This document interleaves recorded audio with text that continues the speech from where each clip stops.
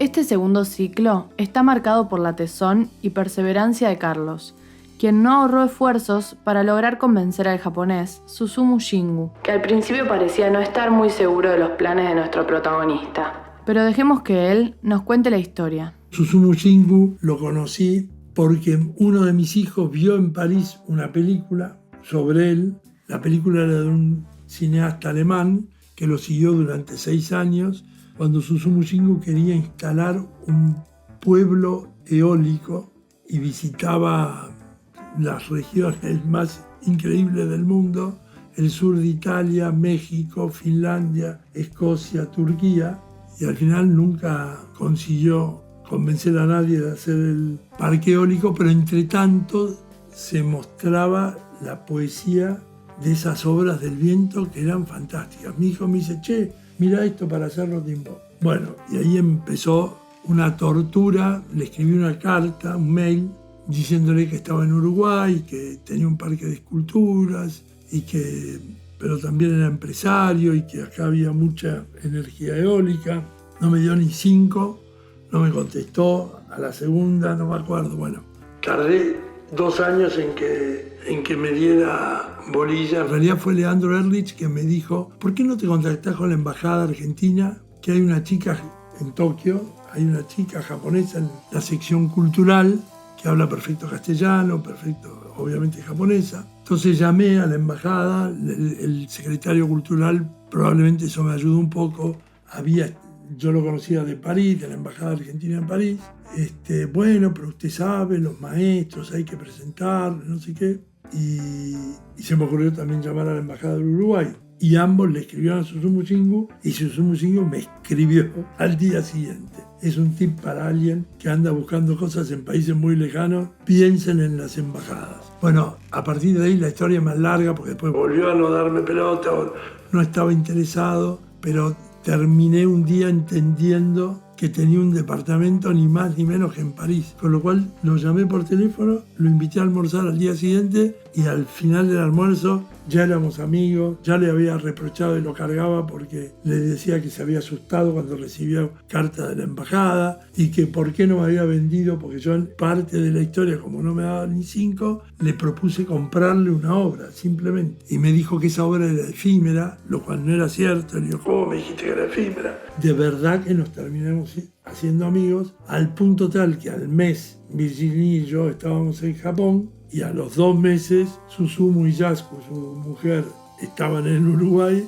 Le encantó el lugar, él estaba muy preocupado por saber al lado de quién iba a estar y en qué lugar iba a estar. Porque por ahí se imaginaba que yo tenía una serie de que cada 3 metros había una escultura y no le daban ganas de hacer una escultura así. Y bueno, le terminé dando el lugar que tiene enfrente de la terraza de la casa, que es un lugar excepcional, y se dio cuenta y me dijo que le encantaba. Y bueno, a partir de ahí nació una amistad que sigue siendo, nos seguimos viendo, nosotros vamos a sus exposiciones en algún lugar del mundo, él volvió a Uruguay para la instalación y pues nada.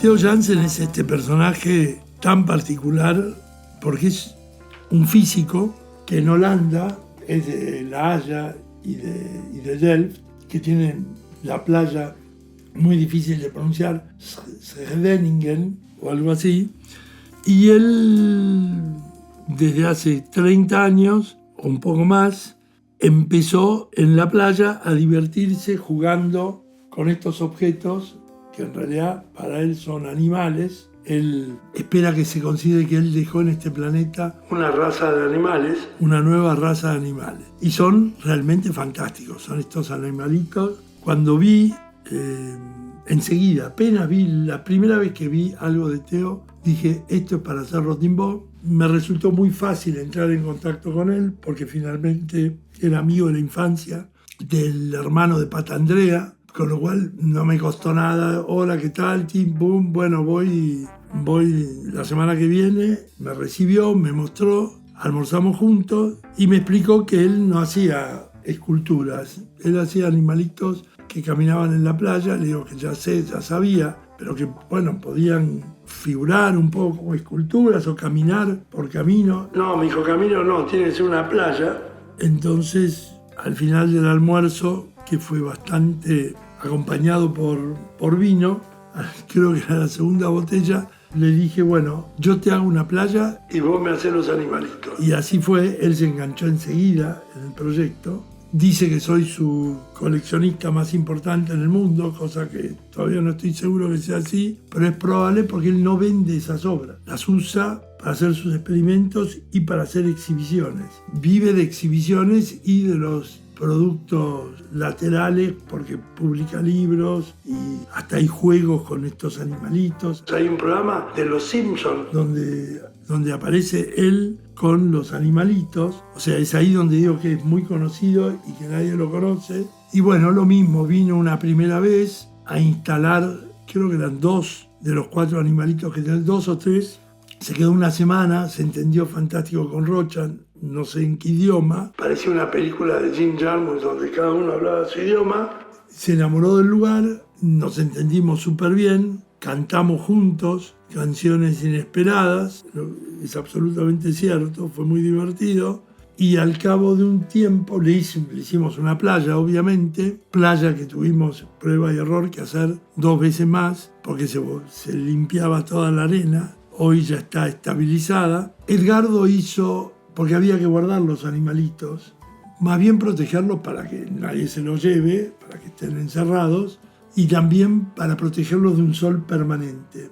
La lluvia no les molesta porque son tubos de PVC, están hechos con tubos de PVC, que son los tubos obligatorios que se usan de manera obligatoria en Holanda para transmitir cables eléctricos adentro de las casas. Y con lo cual Edgardo también diseñó un establo maravilloso, desde mi punto de vista, que tiene como rendijas importantes, espacios, son listones de madera, pero que no están pegados unos a otros, están separados, con lo cual adentro hay una luz muy linda en ese establo donde además están las piezas de recambio en caso de que algo se rompa. Con lo cual ya la visita del establo con los animalitos ahí, las piezas colgando y esa luz cenital es muy interesante. Hicimos la playa, a veces sacamos los animales y los mostramos y los hacemos andar. Y en un momento determinado lo volví a llamar a Teo para preguntarle si estaba haciendo algo nuevo y me dijo, justamente estoy haciendo algo y si querés te lo llamo Animaris Cerro Timbó,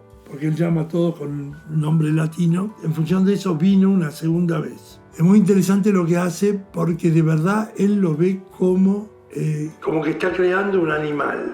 Él juega como si estuviera siguiendo la evolución, como si el cuadrúpedo de golpe se parara y caminara sobre 2 patas o sobre 2 pies o 2 piernas en vez de seguir agachado caminando en 4 patas.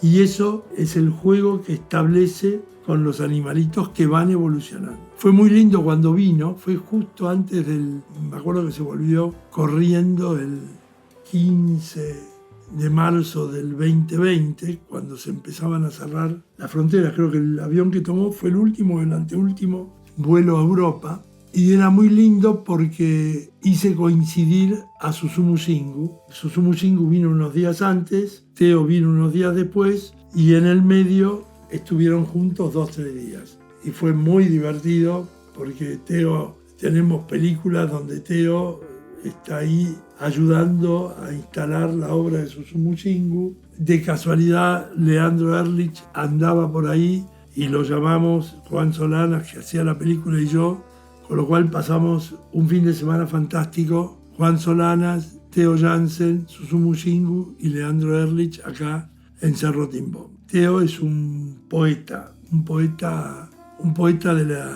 en esa mezcla de escultura y homenaje a la creación, porque es eso, son animalitos que es muy difícil de entender cómo y por qué, pero cuando alguien los ve, siempre siente algo que probablemente no sabe tampoco el que lo observa, tiene algo de real, tiene algo de verdad. Y ese es el trabajo del físico, que se las arregla.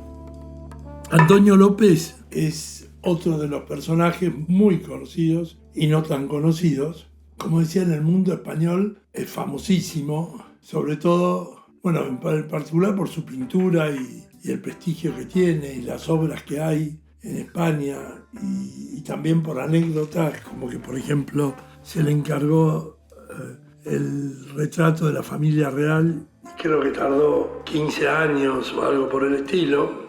Yo una vez fui a una conferencia que él dio en el Museo del Prado, estaba sala llena, es realmente, y aparte es un tipo encantador y un tipo que transmite una erudición.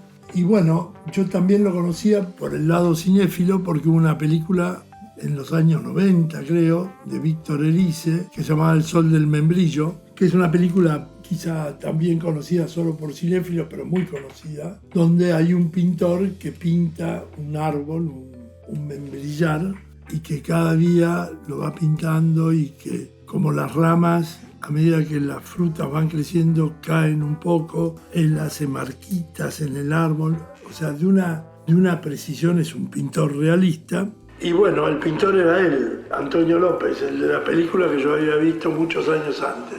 Tiene algunas obras emblemáticas, en particular en la estación de tren de Atocha, la estación de Madrid, tiene dos grandes cabezas de bebas, una con los ojos abiertos y otra con los ojos cerrados. Y bueno, un día me entero en París, me dice Virginie que Antonio López venía a dar un taller que duraría una semana en una universidad de arquitectura, en una facultad de arquitectura, en la materia pintura, en la cual Virginie era profesora adjunta. Y como Virginie hablaba en español y él no habla una palabra de francés, Virginie pasó a ser la intérprete y acompañante de Antonio López, y yo volviéndome loco para que tráemelo a Antonio López, cuando lo veo a Antonio López. Y la última noche, se iba al día siguiente, casi por casualidad, porque habían ido al Louvre pensando que era el día de la nocturna y no lo era, y justo llamó el profesor titular, amigo de Virginie, para decir que nosotros vivimos a 5 minutos del Louvre, y le digo, vénganse ya a cenar. Yo había traído langostinos, porque había ido a visitar un cliente y tenía como para organizar una super cena informal. No, ¿te parece? Mirá que somos varios. Y me cayeron Antonio con el agregado cultural de la Embajada de España en París, con el director del Instituto Cervantes, con un señor que filmaba y con Jean-Baptiste, el amigo el pintor amigo de todos. Y en un momento le digo, mira Antonio, yo tengo un parque de esculturas en Uruguay. ¿Cómo verías, por ejemplo, hacer una escultura para el parque? Y de golpe hubo como un silencio absoluto, como si yo estuviera transgrediendo el mercader que aparece ahí, como diciendo, Carlos, de eso, ¿cómo podés bajar tanto el nivel? Y Antonio me mira y me dice, hombre, para mí es un honor que me encarguen algo, como quieras. Y entonces, bueno, siguió la cena, nadie se ofuscó porque yo empujara así al Dalai Lama.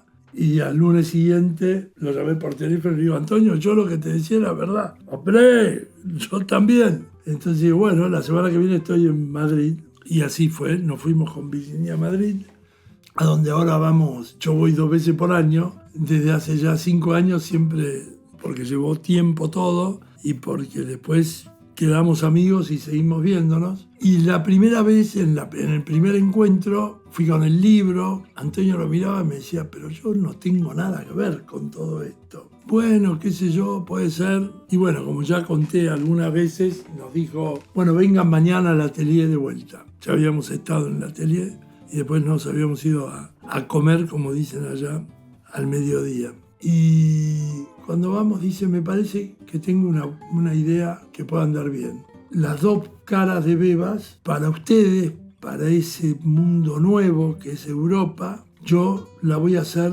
en una sola cabeza, con sus 2 caras. Esas 2 cabezas están reproducidas al infinito, en chiquititas, medianas, grandes, súper grandes, en mármol, en oro, en plomo, con lo cual es muy emblemático. Una vez me acuerdo haber ido a una retrospectiva de los nuevos realistas de Madrid, así se llamaban, los realistas de Madrid, y al terminar había una enorme cara de la beba con los ojos abiertos, como terminando la exposición. Y visitamos la de Atocha y visitamos otras esculturas en las afueras de Madrid. Y bueno, nos dijo que para estos horizontes él se animaba a hacer algo que los clásicos hacían, que era juntar dos caras en una sola cabeza, y a partir de ahí empezó todo el proceso, definir qué tamaño, cómo, con qué fundición. Al final lo hicimos con una fundición de Madrid. Hizo la pequeña en alabastro, que es maravillosa. O sea, cumplimos con el contrato y quedamos amigos. Y es el único que no vino. Nunca vino, su mujer estaba muy enferma, María Moreno, muy buena pintora también, que falleció entre tanto, y ya Antonio ya tiene 84, 85, 86 y tiene mucho trabajo, por lo cual no es el único que no vino al Uruguay, es lo único que lamento. Tenemos algunos proyectos, pero bueno, tengo la sensación de la familia real, digamos. Me parece que los proyectos adicionales que tenemos nunca se harán o se harán dentro de 15 años, ya veremos.